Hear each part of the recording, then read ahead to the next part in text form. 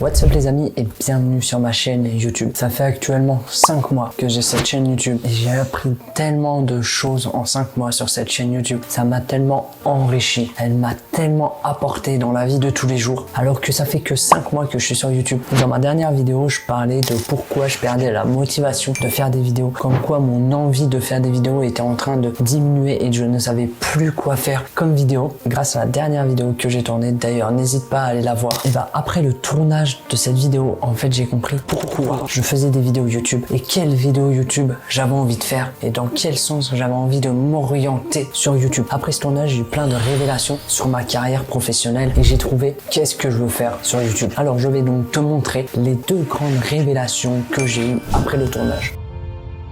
Révélation numéro 1. En fait, j'ai compris qu'il fallait juste tout simplement que je prenne du plaisir en faisant mes vidéos. Même si les gens n'aiment pas mes vidéos, même si elles ne fonctionnent pas, c'est pas grave. Le plus important, c'est que ça me fasse plaisir à moi et seulement à moi-même. Avant, j'avais pas du tout cette philosophie et ce style de pensée. Je voulais absolument faire des vidéos pour qu'elles percent et pour qu'elles fonctionnent. Et en fait, en faisant ça, c'est que je me mets une pression mentale inutile. Alors que si je décompresse ma pression mentale et juste je kiffe faire des vidéos et je prends du plaisir en parlant à la caméra, en tournant mes vidéos, et ben en fait je suis beaucoup plus à l'aise, j'ai moins de charge mentale et ça se ressent derrière la caméra, ça se ressent derrière mes vidéos, comme quoi je me sens mieux. Et j'ai très vite pris conscience qu'avec cette philosophie là je ne pourrais pas progresser sur YouTube. Ma chaîne YouTube, j'ai tout simplement envie de me faire plaisir. Donc si un jour j'ai envie de faire du divertissement, je fais du divertissement. Si un jour j'ai envie de jouer aux jeux vidéo, je joue aux jeux vidéo. Si j'ai envie de faire une vidéo sur le sport, je fais une vidéo sur le sport. J'ai pas envie d'être un youtubeur casé. Et ben moi en fait j'ai envie de réunir toutes ces cases pour en faire une seule et que ça soit ma chaîne YouTube. Et ma chaîne YouTube regroupe tout ça parce que c'est tout ça qui me fait kiffer.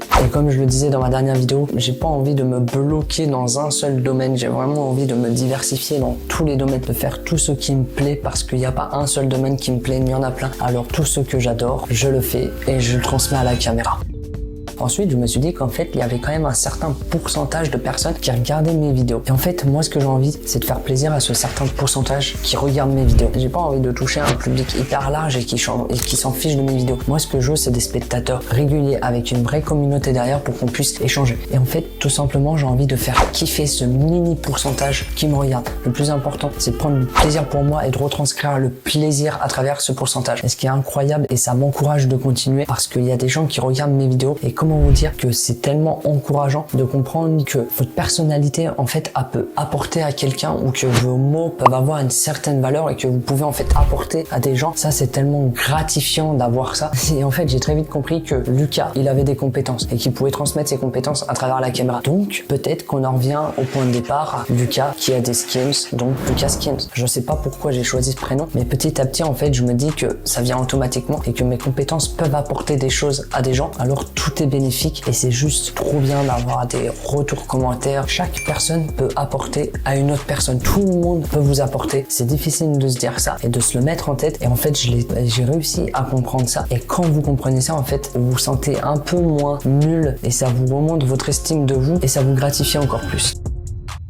Mais j'ai un problème parce que j'ai encore cette philosophie-là de dire je fais tout seul, je vais avancer tout seul et seul moi en fait peut faire progresser ma chaîne YouTube et il n'y a que moi qui peut structurer cette chaîne YouTube. Le problème de faire ça, c'est que je m'enferme dans des idées à dire que je suis tout seul et que c'est que moi qui peut faire évoluer cette chaîne YouTube. Je sais que c'est pas forcément la bonne méthodologie d'appliquer ce style de pensée, mais c'est parce que j'ai vraiment envie en fait de percer avec des vidéos longues. Alors oui, je reviens encore sur le sujet des vidéos courtes, mais après ce tournage, c'est la deuxième révélation. J'ai compris qu'en fait, j'avais peur de TikTok, j'avais peur des shorts, j'ai peur de faire des formats courts. Alors pourquoi j'ai peur de faire des formats courts? Car j'arrive pas à trouver mon style de format court. Tout ce que je partage dans les vidéos longues, c'est pas transférable dans des vidéos courtes. Vous allez dire, dans mes vidéos courtes, je dois trouver totalement un autre domaine. Et le domaine qui me plairait, ça serait le divertissement. Et en fait, j'ai peur que ce divertissement, il plaise à personne et que ça soit totalement gênant. Alors j'ai confiance en mes propres compétences d'humour. Je sais que je peux faire rire beaucoup de personnes. Je sais que je suis quelqu'un de drôle. Mais à travers une caméra, c'est bizarre de retransmettre les choses. Car en fait, je suis une personne de drôle à l'improvisation en fonction des situations. Quand j'ai un script ou quand j'écris des blagues, j'arrive pas à bien les retranscrire, à bien les transmettre, à avoir la bonne chute, la bonne ponctuation, etc. Et en fait, c'est surtout ça que j'ai peur, c'est que ça soit gênant. Mais je me dis d'un côté, bon,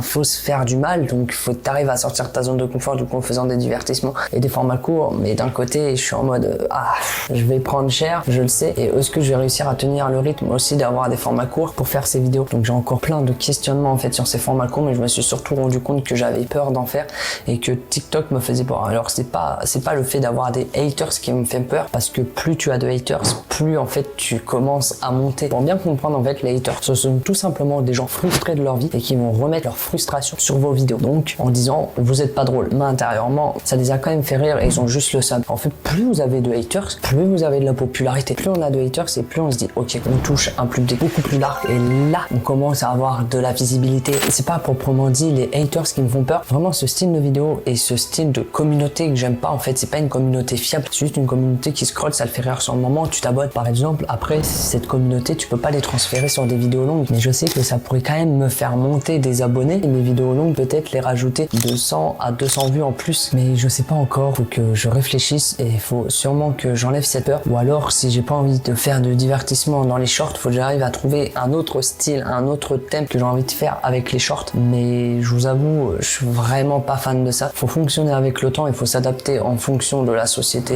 Il y a 5 ans, 5-6 ans, les shorts ça n'existait pas et tu pouvais percer avec des vidéos longues, mais là le problème c'est que YouTube il a changé, c'est plus des vidéos avec des grosses productions, des vidéos bien longues.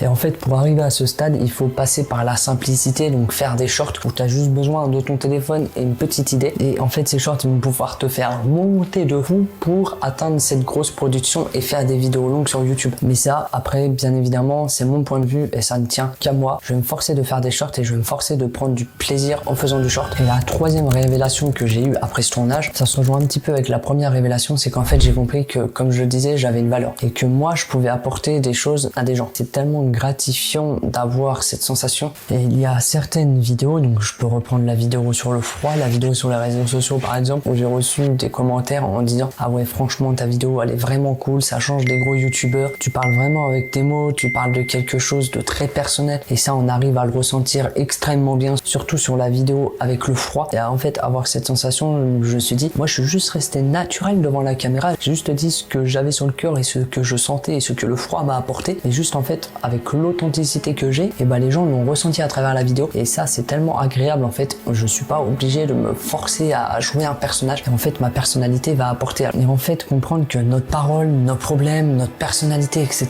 ça peut apporter à des gens et qu'il y a des autres personnes qui peuvent le ressentir, ça c'est juste un truc de fou et c'est trop incroyable. Et j'ai juste envie de donner une petite quatrième révélation que je viens d'avoir en tête, la révélation bonus. Qu'est-ce que ça m'a apporté en fait cette vidéo? Et bah ça m'a apporté beaucoup plus d'aisance à travers la caméra. Je recommence moins mes vidéos, je bégaye moins, je parle moins vite, je suis plus posé et je joue moins un personnage, je suis juste moi-même, et ça c'est trop bien. Et ça j'adore être comme ça parce que c'est ce qui me représente. Cette vidéo m'a vraiment apporté beaucoup de choses et c'est pour ça que je disais dans cette vidéo que j'étais obligé de la faire pour que j'évolue, car je l'ai tellement regardé en faisant le montage, j'ai tellement appris de choses sur moi, appris comment je pensais sur YouTube, etc.